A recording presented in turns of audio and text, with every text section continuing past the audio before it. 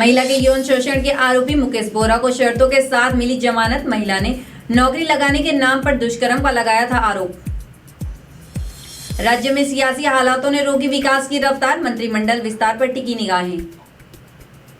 कुमाऊं की नई आईजी रिद्धिमा अग्रवाल ने संभाला कार्यभार।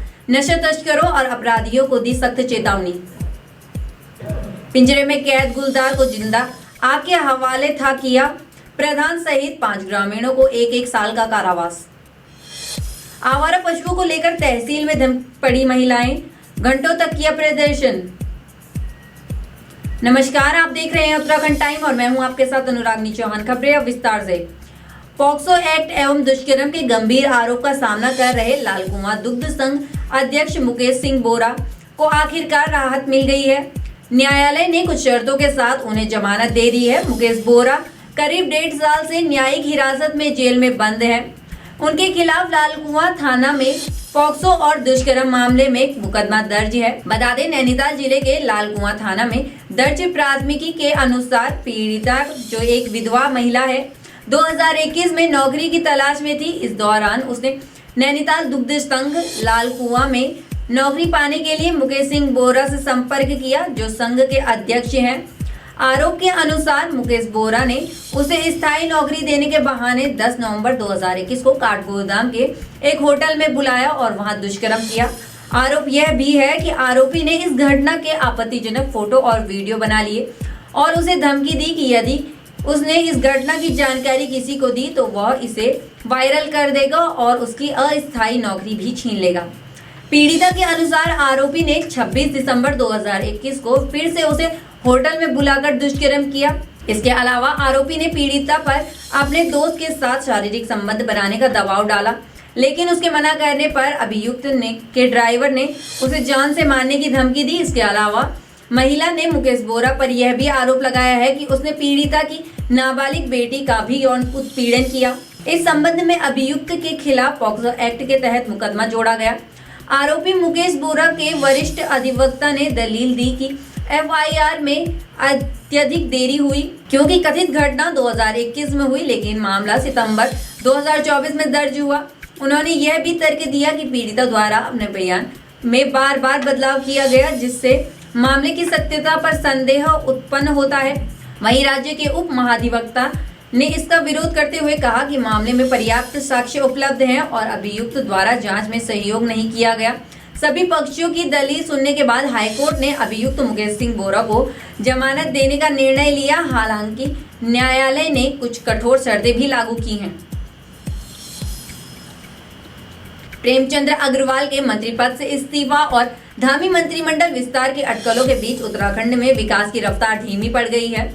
दरअसल वित्तीय वर्ष के अंतिम महीने में सबसे अधिक बजट खर्च होता है, साथ ही विकास कार्यों में रफ्तार दिखाई देती है। लेकिन प्रदेश में चल रही सियासी उठापटक के बीच विकास की रफ्तार धीमी पड़ गई है, क्योंकि वर्तमान समय में विधायकों से लेकर मंत्रियों और मुख्यमंत्री का फोकस सियासी पहलुओं पर ही दिखाई दे रहा है। देहरादून से दिल्ली तक मंत्रिमंडल विस्तार की सरगर्मी तेज है। इसी बीच सियासी पारा चढ़ने से विकास की रफ्तार ठप पड़ गई है। दरअसल हाल ही में प्रेमचंद्र अग्रवाल के अपने मंत्री पद से इस्तीफा देने के बाद उनके सभी विभाग मुख्यमंत्री के पास आ गए हैं, जबकि मुख्यमंत्री धामी के पास पहले से ही भारी भरकम विभाग हैं। अब सबसे महत्वपूर्ण विभाग वित्त विभाग भी मुख्यमंत्री के हवाले हो गया है। वहीं दूसरी ओर राजनीतिक उठापटक के बीच मंत्रिमंडल विस्तार की संभावनाओं के चलते मंत्री और विधायक अपना अपना लाभ साधने की कवायद में जुड़ गए हैं। किसी भी राज्य के लिए वित्तीय वर्ष का अंतिम महीना काफी महत्वपूर्ण होता है, क्योंकि इस अंतिम महीने में ही विभाग की योजनाओं और व्ययों को अंतिम रूप दिया जाता है। इस पूरे मामले पर भाजपा के वरिष्ठ नेता और दायित्वधारी राज्य मंत्री देवेंद्र भसीन ने कहा कि मार्च महीने में बजट खर्च करने की जो परंपरा रही है उसको सीएम धामी ने अपने कार्यकाल में बदला है। साथ ही साल भर में बजट नियोजन की स्थिति तैयार की है, जिसके चलते समय समय पर जो बजट जारी किया जाता रहा उसको खर्च भी किया गया।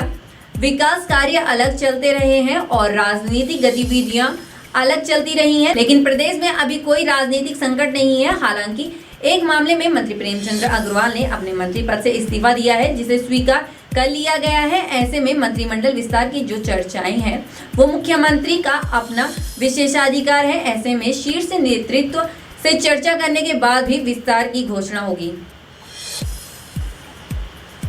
कुमाऊं परिक्षेत्र की नवनियुक्त पुलिस महानिरीक्षक रिद्धिमा अग्रवाल ने बुधवार को पदभार ग्रहण कर लिया है। पदभार ग्रहण करते ही उनके अपनी प्राथमिकताएं स्पष्ट कर दी हैं। उन्होंने कहा कि क्षेत्र में नशे के खिलाफ व्यापक अभियान चलाया जाएगा, जिससे युवाओं को नशे की चपेट में आने से बचाया जा सके और नशा तस्करों पर कड़ी कार्रवाई हो। इसके अलावा आगामी पर्यटन सीजन को ध्यान में रखते हुए पर्यटकों के लिए बेहतर यातायात सुविधाएं सुनिश्चित की जाएंगी, ताकि वे बिना किसी असुविधा के कुमाऊं के खूबसूरत स्थलों का आनंद ले सके। और पूरे मंडल में अपराध पर सख्त अंकुश लगाने के लिए पुलिस मुस्तैद रहेगी। जनता के साथ सीधे संवाद स्थापित कर उनकी समस्याओं का त्वरित समाधान किया जाएगा। आईजी रिद्धिमा अग्रवाल ने भरोसा दिलाया कि कानून व्यवस्था बनाए रखने के साथ साथ आम जनता और पर्यटकों की सुरक्षा उनकी सर्वोच्च प्राथमिकता होगी। वहीं बुधवार को कुमाऊं परिक्षेत्र के आईजी योगेंद्र रावत के तबादले के बाद हल्द्वानी कोतवाली सभागार में एक भावनात्मक विदाई समारोह का आयोजन किया गया। समारोह में पुलिस विभाग के अधीनस्थ अधिकारियों और कर्मचारियों ने आईजी योगेंद्र रावत के साथ बिताई गए यादगार पलों और उनके नेतृत्व में किए गए कार्यों को साझा किया।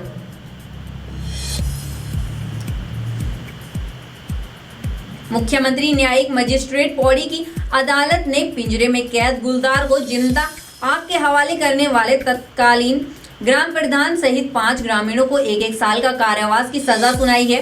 अदालत ने पांचों दोषियों को 1-1 साल के साधारण कारावास की सजा के साथ साथ 35,500 रुपए का आर्थिक दंड भी लगाया है। अर्थदंड जमा न करने पर दोषियों को 15 दिन के अतिरिक्त कारावास की सजा भुगतनी होगी। बता दें, पाबू ब्लॉक के सपलोड़ी गांव में बीते 24 मई 2022 को पिंजरे में कैद गुलदार को आक्रोशित भीड़ ने जिंदा आग के हवाले कर दिया था। प्रकरण में वन दरोगा की तहरीर पर कोतवाली पौड़ी में तत्कालीन ग्राम प्रधान सहित 5 नामजद व 150 अज्ञात के खिलाफ वन्यजीव संरक्षण अधिनियम, लोक सेवा के कामकाज में बाधा सहित विभिन्न धाराओं में मुकदमा दर्ज किया गया था।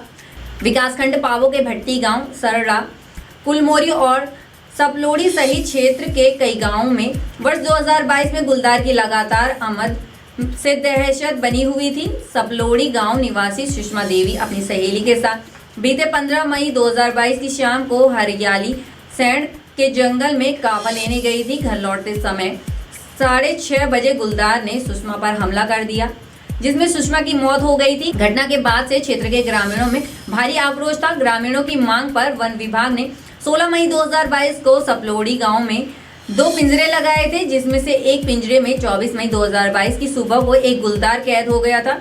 इस दौरान वनकर्मी गुलदार को लेने के लिए गांव पहुंचे तो क्षेत्र के ग्रामीणों की भारी संख्या में भीड़ जुट गई थी। अनियंत्रित भीड़ ने पिंजरे में कैद गुलदार को जिंदा आग के हवाले कर दिया था। मामले पर अदालत ने 5 दोषियों को 1-1 साल के साधारण कारावास की सजा के साथ साथ 35,500 रुपए का अर्थदंड भी लगाया है।